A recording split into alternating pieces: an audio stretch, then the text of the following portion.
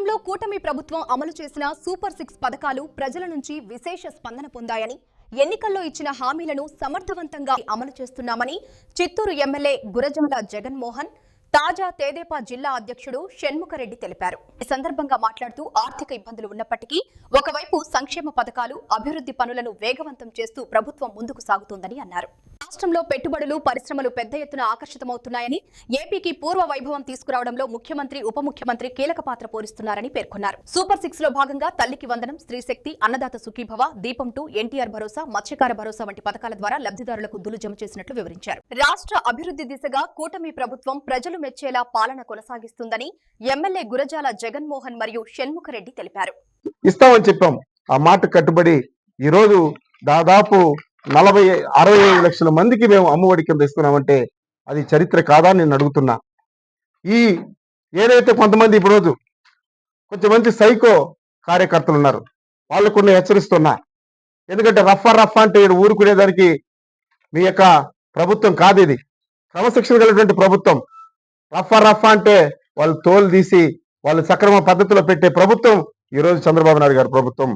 కాబట్టి రఫ్ అని చెప్పుకుని బెదిరింపులు, నరబలి ఇవ్వటాలు ఇవన్నీ కూడా ఇక్కడ వ్యతిరేకం. కాబట్టి పబ్లిక్ కి మంచి పని చేసే కార్యక్రమానికి మీరు ముందురండి. అంతేగాని ఎక్కడైతే సవాల్ దొరుకుతుందో ఆడికి పోయి వాలిపోయి గద్దల్లాగా వాలిపోయి మేము దాన్ని కాపలా కాసుకుంటూ దాన్ని కూడా రాజకీయం చేస్తానంటే మాత్రం ఊరుకునే ప్రసక్తి లేదు. ఎందుకంటే ఈరోజు చరిత్ర చూసుకోండి, ఈ 2 సంవత్సరంలో crime, national crime bureau reports ప్రకారం గతంలో ఉన్నటువంటి క్రైమ్ కంటే ఈరోజు క్రైమ్స్ అన్ని తగ్గినాయి. ఈరోజు మహిళల మీద అగత్యాలు తగ్గాయి. ఈరోజు పిల్లలకు భద్రత కలిగింది, పిల్లలకు చదువు వస్తూ ఉంది. అదేవిధంగా అన్ని విధాలుగా సహకరిస్తున్నారు. ఇమాము మౌజులకు వేతనాలు ఇస్తున్నాము. 6 మాత్రమే ఆ రోజు మేము ఎన్నికల హామీలో మా నాయకుడు చెప్పాడు, కూటమి ప్రభుత్వం ద్వారా మేము సూపర్ 6 తీసుకొస్తామని. కానీ ఈరోజు మా ప్రభుత్వం 60 పథకాలు, సుమారు 60 పథకాలు ఇవ్వడం కూడా జరిగింది. దీంట్లో ఎస్సీ ఎస్టీలకు కూడా సోలార్ రూఫ్ టాప్ ఇవ్వడం కూడా జరిగింది. అదేవిధంగా మాకు విశాఖ, అమరావతి, తిరుపతి కేంద్రంగా 3 రీజియన్లు కూడా అభివృద్ధి చేయడం కూడా జరిగింది. మనం గతంలో కానీ చూసుకుంటే రోడ్లు లేక గుంతలు పడి ఎన్నో ప్రాణాలు కోల్పోయినటువంటి సందర్భాలు కూడా ఉన్నాయి, అవి కూడా చూసాం.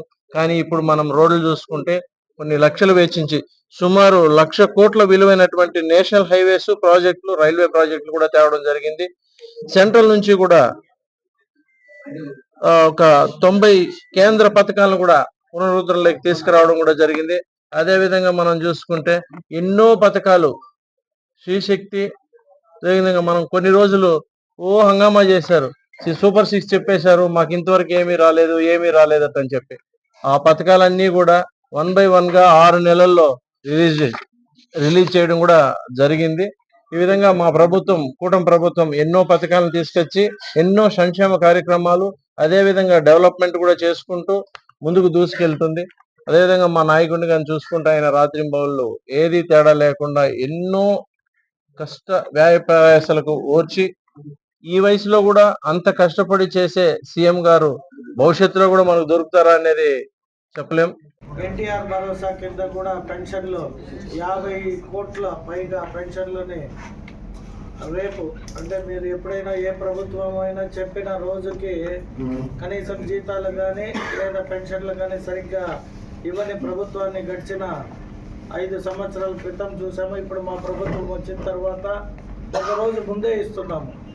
సో ఏ రోజైతే కూటమి ప్రభుత్వం అధికారంలోకి వచ్చిందో అనేక రకాలుగా ఆటో డ్రైవర్లకి కూడా ఆటో డ్రైవర్ సేవలో 15,000 రూపాయలు ఇవ్వడం జరిగింది. అన్నా క్యాంటీన్, గీత కార్మికులకి, అలాగే విద్యార్థులకి, వివిధ వివాదాలకి తావు ఇవ్వకుండా ఎస్సీ వర్గీకరణ కానీ, అలాగే ఇంకా అనేక రకాలుగా ఇమాములకి, మౌజములకి, పురోహితులకి నెలకి 15,000 రూపాయల వేతన, ఆయ బ్రాహ్మణులకి నెలకు 25,000 వరకు వేతన పెంపు, ఇవన్నీ కూడా కూటమి ప్రభుత్వం అనేక మంచి కార్యక్రమాలు ఏవైతే మేము హామీ ఇచ్చినామో ఎలక్షన్ సమయంలో వాటన్నిటికీ మించి కూడా మా ముఖ్యమంత్రి శ్రీ నారా చంద్రబాబు నాయుడు గారు తీసుకున్న అనేక అభివృద్ధి పథకాలు